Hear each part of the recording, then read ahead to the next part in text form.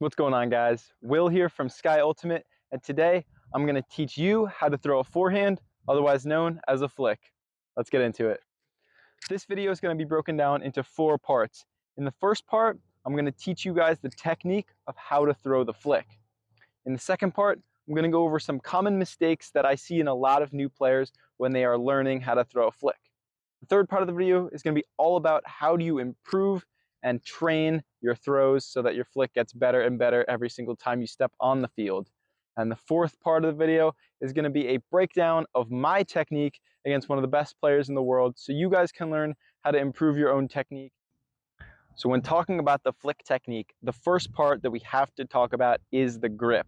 Now the grip is probably the most important part of throwing a flick because almost all the power and direction of throwing a flick comes from your hand and your wrist. So to start on the grip, you want to take the first 2 fingers of your hand, index finger and the middle finger, and put them under the edge of the disc. Then you want to take your other 2 fingers and kind of pinch. See how I'm pinching the rim of the disc between these 2 sets of fingers. After that, if you find it more comfortable, you can curl your fingers a little bit, and this is going to allow you to have an even tighter grip on the rim of the disc, which is very important, and also it's going to be a little bit more comfortable and stable in your hands. And as for your thumb, you just kind of want it to be right on the flight rings of the disc, as if you're kind of pinching the disc a little bit with your thumb, pointer finger, and middle finger. The second, and in my opinion, most important part of the flick technique all comes from the wrist and your release of the disc. So when you're releasing the disc, you want your wrist to start all the way back, so there's lots of energy loaded into your wrist to give the disc a lot of spin, which is going to help keep it stable in the air and help it fly nice and straight. As you are about to release the disc, you want your wrist to pivot and keep the disc flat. So as you can see, when my wrist comes through and as I eventually release the disc, my palm is always pointed up and I'm not turning over or pronating my wrist. In a lot of other sports, when you throw a football, for example, or a baseball or serve in tennis, you want your wrist to kind of turn over. In ultimate Frisbee, you don't want to do this at all. This is going to cause the disc to fly in the air and then turn over and go straight to the ground. Whereas if you keep your wrist nice and flat, as you release it, the disc will come out nice and straight, and you'll have a lot more control over where it goes. All right, so the last part of the flick technique that I'm going to teach you guys comes from the rest of your arm, your core, and your legs. So starting with the arm, the main thing that you want to focus on when you're throwing a flick is to not use too much power from the arm. A lot of players will try to throw the flick with mostly their arm. You have to keep in mind that you can't throw the disc harder than the amount of spin that you're putting on it with your wrist. So focus on your wrist first and let your arm just kind of push the disc through. When you want to start to add power, the main thing that you want to focus on is using your elbow to pull your arm through and allow this torque that comes from snapping your forearm through the throw to give you more power on the throw. So what that'll look like is take your arm straight back. You don't want to go up or down with the disc. You just want to keep it relatively flat. And then as you bring it through, pull your elbow through. Let that guide the rest of your throw. And then once you get it about even with your body, you want to release with your forearm and your wrist.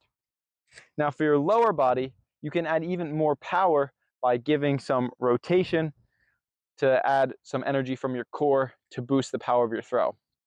So what that'll look like in game is I'm stepping out with the same leg as I'm throwing from. So I'm a righty, I'm throwing with my right arm, and I'm going to step out with my right leg. So I step out, get a little bit of lean into this leg, and then I kind of twist my body like this, so that when I twist back and I pull my arm through, all my energy is guiding that disc forward and through the throw. Right now, I'm just going to mention a couple things that I see a lot of beginners do wrong when they're learning to throw a flick. And so that way, hopefully, as you're learning, you can avoid these mistakes, which will only just become bad habits as you progress and become a better player that you'll then have to fix.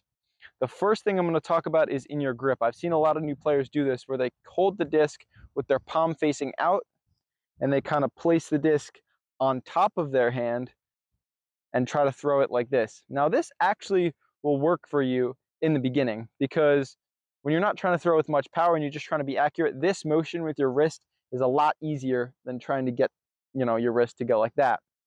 But what the problem is with this is you really cannot add power to this, and it is not a grip you can actually use to control the angle of the disc, which becomes extremely important when you become a more advanced thrower. So make sure that when you're gripping the disc, your palm is pointed up to the sky, not like this.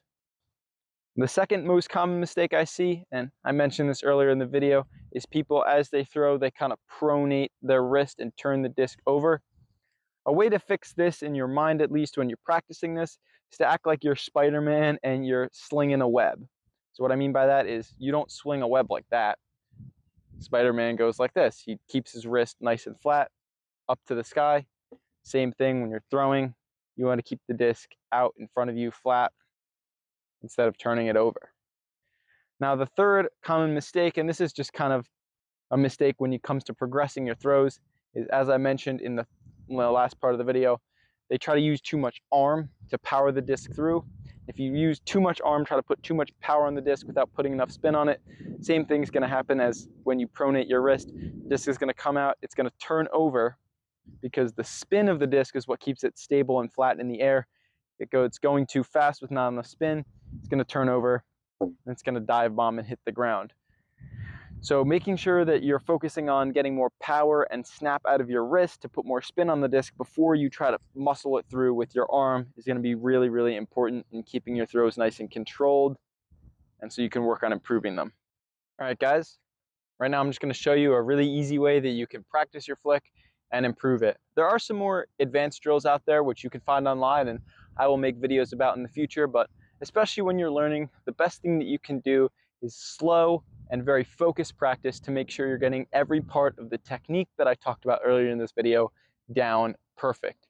So behind me, I've just got a soccer goal. You can probably find these at every park near your house. So what I'm just going to do, set up about 15 yards away from the net and just work on, stepping out, getting a good lean, working on moving my arm through in the right way and getting a nice snap to my wrist, keeping that disc nice and straight in the air. And the nice thing about this is you can film yourself doing it and practice your technique, which I'll talk about later. And also, you really don't have to go very far to get the discs, because you could just go collect them in the soccer net. So I'll just demonstrate me, very focused, slow, throwing a couple discs into the net. And yeah. So you can see there, nice and slow. That disc had a little bit of edge on it. It kind of turned a little bit left to right. So that's something I could work on, trying to keep it flatter.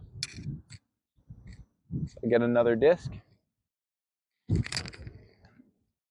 can see that one flew a lot better. So making note of small things that you do wrong and then going and trying to correct them will absolutely do you wonders, and it'll make your flick better and better with every throw that you do at practice, so that in a game, eventually you won't have to think about it at all, and the disc will do exactly what you want it to. All right, everybody.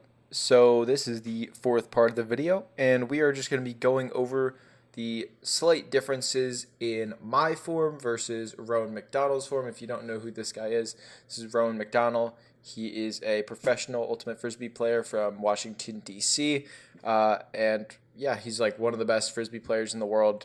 He's been playing for a very long time, and he has an absolutely awesome Frisbee YouTube channel that teaches you far more than I ever could. So I will link his channel, and specifically this video where he just demonstrates his throwing form from a bunch of different angles. I think this is super helpful to look at and kind of tweak your form to make your throws better.